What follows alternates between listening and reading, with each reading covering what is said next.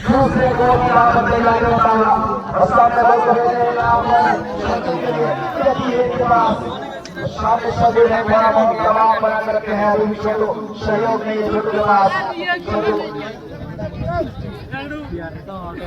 अच्छा लग रहा है अच्छा छोटू छोटू छोटू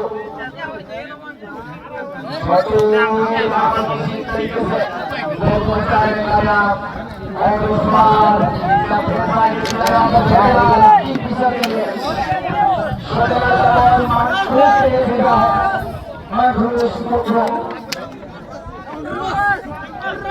कहा गया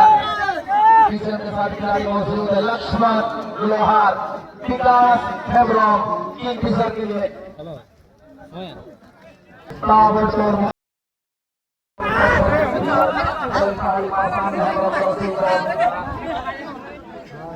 পরিশোধ করবার প্রয়াস